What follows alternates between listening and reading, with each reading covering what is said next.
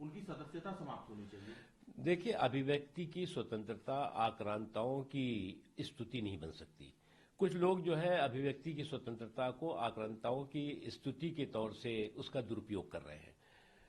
इन जालिमों के जुल्म और जुर्म की जो जय जयकारी जमात है, उसको एक बात समझना चाहिए कि इन जालिमों के जुर्म और जुल्म के जो जख्म है वो आज भी जो है वो गहरे हैं, आज भी जो है वो ताज़ा हैं। और उस पर आप जो है वो मरहम लगाने के बजाय अगर नमक छिड़कने की कोशिश करेंगे और उनकी इन विदेशी आक्रमणकारियों की कमनल क्रूर करतूतों को जो है वो सुरक्षा कवच बन के खड़े होंगे तो कोई उसे स्वीकार नहीं करेगा।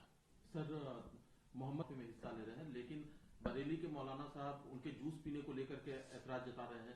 अब इसमें कुछ राजनीतिक नेता भी शामिल हो गए हैं जो कि उनके पक्ष में है, कुछ उनके विपक्ष में है, क्या कहेंगे? देखिए, मुझे लगता है कि एक बेहतरीन वो शमी साहब खिलाड़ी हैं और खेल के मैदान में देश के आन बान शान को चार चांद लगे इसको लेकर के वो काम करते हैं। लेकिन खेल के दौरान, खेल में जब वो अपने पूरे जो है वो दिमाग से, जुनून और जज्बे के साथ वो भारत को जिताने के लिए वो सोच रहे हों, तो कुछ इस तरह के जो है वो साजिशी जो सूरमा है और साजिशी सिंडिकेट है वो इस तरह के बयानात और इस तरह के फतवे जारी करने की कोशिश करें, तो इससे तो लगता है कि ऐसे लोगों को कहीं से सुपारी मिली हुई है। जैसे मैच फिक्सिंग होती थी उस तरह की सुपारी कि आप जो है वो एक बेहतरीन खिलाड़ी के जो जुनून और जज्बा है खेल का, उसको आप डाइवर्ट करो, उसको आप परेशान करो।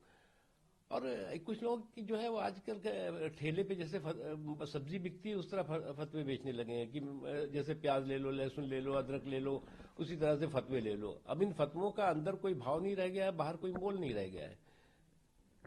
सर, एक मुद्दा और संभल से जुड़ा, मीटिंग भी हुई है ताकि जुमे की नमाज और होली दोनों माहौल न खराब हो। क्या कहना चाहेंगे सर वहां के लोगों के लिए, क्योंकि प्रशासन की अपनी जिम्मेदारी है, लोगों की अपनी जिम्मेदारी है? देखिए, हमें इस तरह के साजिशी सिंडिकेटों से, उनके सांप्रदायिक संक्रमण से सावधान रहना होगा। इस तरह के साजिशी सिंडिकेटों के सांप्रदायिक संक्रमण के जो है वो समाज के सौहार्द के ताने बाने को छिन्न भिन्न करने की साजिशों से भरा हुआ है।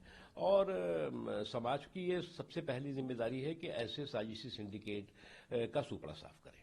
सर, एक आखिरी सवाल है सर, कर्नाटक स्टेट जैन पुजारियों को, सिख ग्रंथियों को और जो मस्जिद में जो मौलाना है उनको 6,000 रुपए पर महीने तनख्वाह देने की घोषणा की गई है, क्या कहेंगे? इसे कहते हैं सांप्रदायिक ध्रुवीकरण का छल। इस सांप्रदायिक ध्रुवीकरण के छल को समावेशी सशक्तिकरण के बल से जो है वो ध्वस्त करने की जरूरत है और मोदी जी ने ये काम करके दिखाया है। अब ये सांप्रदायिक ध्रुवीकरण के ये जो छलचंद लोग हैं, ये समय समय पे इस तरह की चीजें करके समाज में बिखराव और टकराव की कोशिश करते रहे हैं और करने वाले हैं। उनकी नीयत और उनकी मंशा जो है किसी भी समाज के सशक्तिकरण या एम्पावरमेंट की नहीं होती, बल्कि उनके एक्सप्लॉयटेशन की होती है।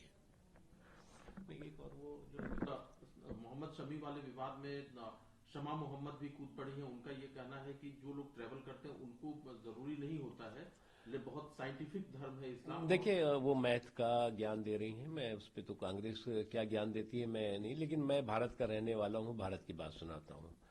और जब जीरो दिया मेरे भारत ने तब दुनिया को गिनती आएगी, ये बहुत तो पहली बात है। और उसके साथ ही साथ जो है वो तारों की भाषा भी जो है वो हमारे देश से हुई है, नहीं तो दशमलव भी हमारे देश से ही निकला। तो ये मेरा देश जो है वो उसके देश की जो हमारी संस्कृति है, जो संस्कार है, उससे जो लोग अनभिज्ञ हैं वो अलग अलग तरह के जो है वो अपने कैलकुलेशन बताते रहते हैं।